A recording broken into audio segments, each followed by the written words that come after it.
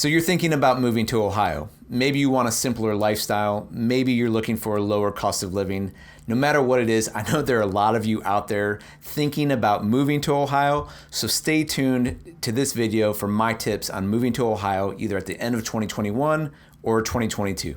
Hey everyone, this is Eric.sztanyo. I'm a local realtor here in Cincinnati and Northern Kentucky with Keller Williams Realty and teamstanyo.com, where we are helping you find your home and strengthen your family. And today, I want to talk to all of you out there who are thinking about moving to Ohio. There's a lot of people who are thinking about moving back to the Midwest. And I've made several videos on this channel about new residents moving into the Cincinnati area of Ohio, all kinds of videos on buyers and what you need to know. And so today in this episode, I want to condense some of the topics that I get asked about the most all into one video. So today, let's look at the what, why, where, when, and how of moving to Ohio. So first of all, what does it mean to move to Ohio? As a birthplace of aviation, 8 US presidents, several amazing cities, and a growing economy, Ohio is an underrated gem of a state. It offers a cheap cost of living, 4 beautiful seasons, and Midwestern charm. These attractive attributes draw folks of all ages and backgrounds to live in Ohio. If you're looking for a great place to build your career, raise a family, or retire, the heart of it all is a prime central location. So why should you move to Ohio? Well, there's a lot of reasons you might want to move here, and everyone's going to have their own motivation, but maybe you want a simpler lifestyle. Maybe you want a little bit of land. Maybe you're being transferred here for work, or you have family in the area. Maybe you're working from home right now because your business and office dynamics changed during the global pandemic and you can live anywhere.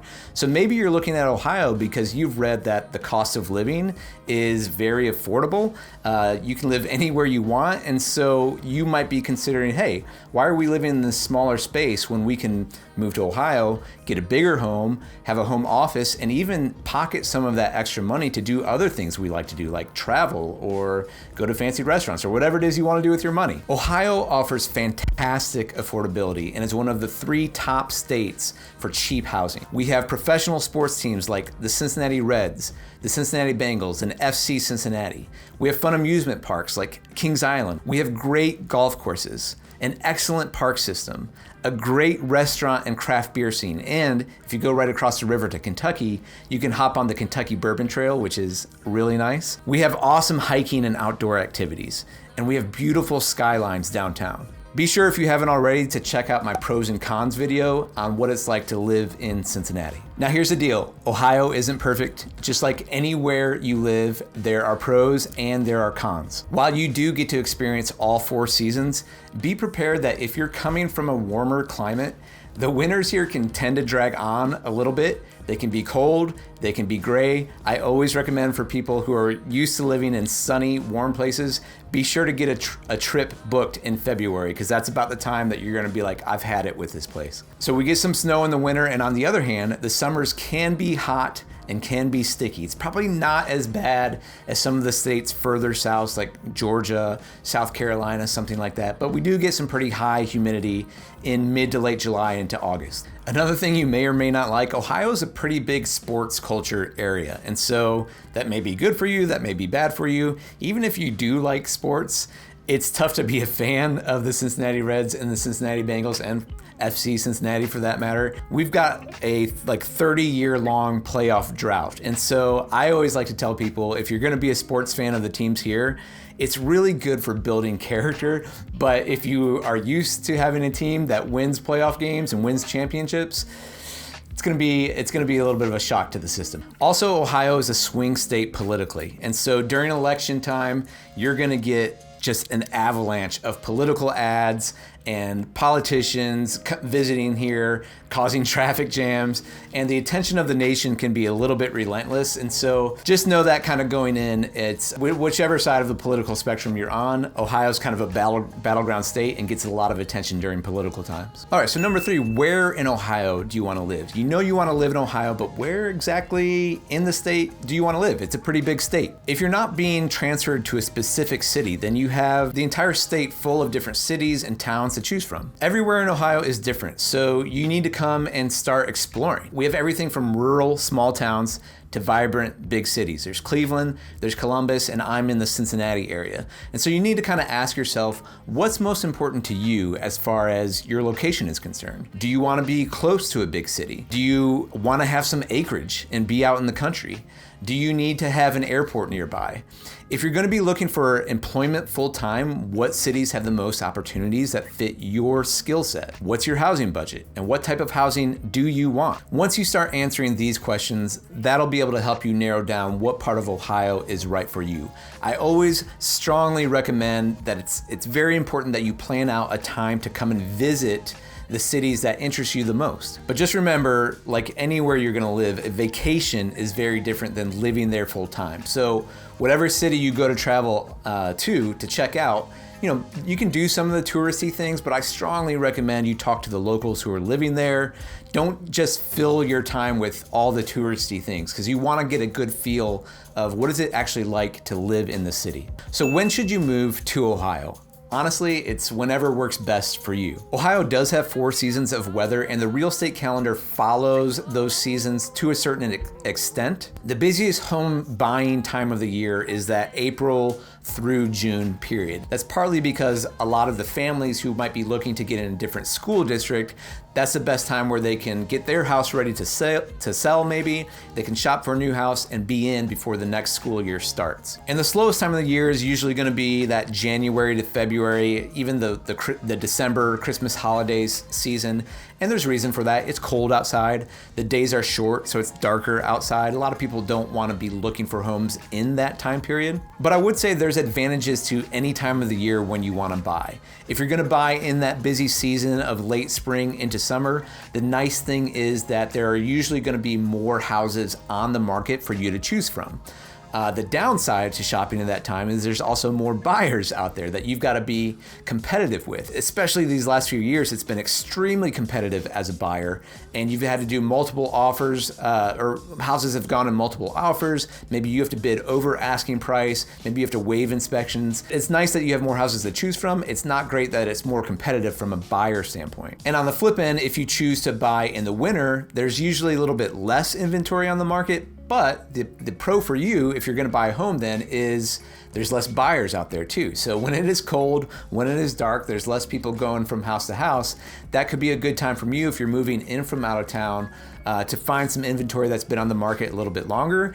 If a house has been on the market a little bit longer, that might be an opportunity for you to potentially even put in a lower offer on a house. And of course, there's always the option to buy new construction, but you need to plan that out. And currently, where construction periods used to be maybe 4 to 6 months, because of supply chain demands, builders are usually saying 8 to 12 months. So if you're moving to Ohio and you want new construction, you might want to plan your calendar accordingly. So again, when you move to Ohio, all depends on you and your situation, but that brings us to number 5, how do you move to Ohio? Everyone's circumstances are different, but I want to give a couple scenarios that I run across often. All right, scenario number 1, maybe you're a family trying to move to Ohio for the start of the next school year. So keep in mind that a lot of counties in the state of Ohio, they're going to start their school year pretty early in August, maybe early to mid-August. So if you want to get settled in by the school year, you're going to be looking for homes around that May, June, possibly even into July time period. So let's say you already have the neighborhood picked out. Let's talk about the steps you need to take in order to move. So do you have a home to sell in your current location?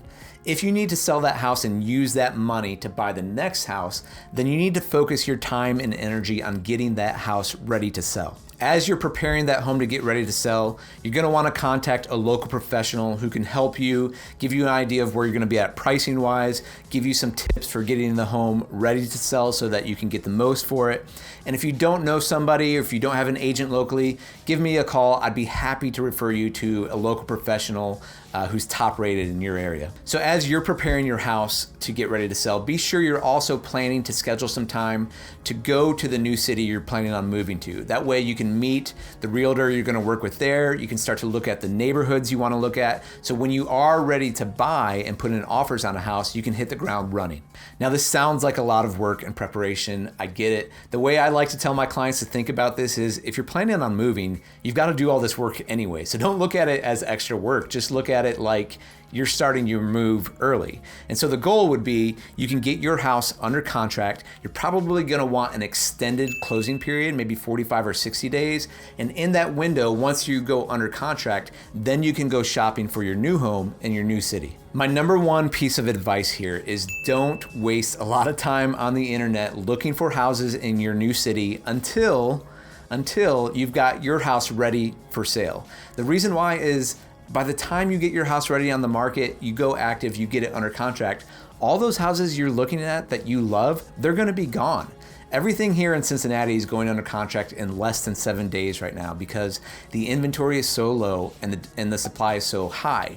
If you want to get a feel for the prices and the different neighborhoods, that's one thing, but don't fall in love with any one property and don't waste your time looking at a bunch of houses until you've got your house ready to sell. I know it's fun to look on Zillow. I know it's fun to look at the photos and the design and fall in love with something, but I promise you, please don't do this. You're gonna waste so much time. Please just focus on getting your home ready so that when the time's right, then you can actually put your heart into something that you know you can actually buy because you've got your home under contract and are ready to go. All right, that's scenario number one. Scenario number two is, let's say you're not concerned about neighborhoods, you're not considering school districts, you just wanna come to the city, maybe rent for a little while before you decide, do I even like it here? Do I wanna buy a house here? You're just kind of testing out the city. I get asked a lot by people if you need to have employment before you can move to Ohio or the Cincinnati area and find a good rental.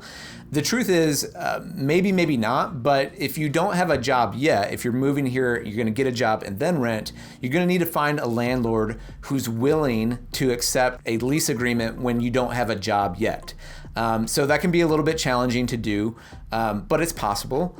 But knowing that the rental market is highly competitive, just like the buying the house market. Either way, if you're gonna move here to rent, I would recommend that you have several months of expenses saved up before you come to the city. Remember that if you don't have employment before you come to the city, you're gonna be seen as a riskier renter to the landlord. And so just like the home buying process is competitive, it's competitive as a renter too. And so it may be a little bit simpler to get that job first. So if you already have a job here in Ohio and you want to rent, then you need to do your research on where is the best place to rent and decide which type of housing do you want. Do you want an apartment? Do you want a condo, a townhouse, or a single family home? All right, scenario number three is new construction. We've done a lot of videos on this channel about new construction, so be sure to check those out. But let's say you're an individual or a family looking to move to Ohio and you want to buy a new home. Right now is a good time because builders are trying to catch up with demand, so there is quite a bit of new construction happening around the Cincinnati area. There are multiple advantages to buying a new home, such as choosing the floor plan and design selections of your choice. However, the timing of buying new construction is much different than buying a resale home. In a normal market, builders will usually give a time frame of 4 to 6 months. However, because demand is so strong right now and there can be supply chain delays, most builders are given a time frame of 8 to 10 months on the build. This may mean that you stay in your current home longer, or it may mean that you find temporary housing in the area while your new home is being built. Hey guys, moving from one state to another can be very stressful. I get it. There are a lot of moving parts. So what I'd say is just slow down, take a deep breath, don't try to tackle it all at once. Get some professional help on your side so that they can tell you which piece to focus on next. As always, if you're looking to move to the Cincinnati or Northern Kentucky area, I would love to help you. Give us a call at Team Sztanyo, 513-813-6293. Thank you so much for watching this video. We'll see you in the next one.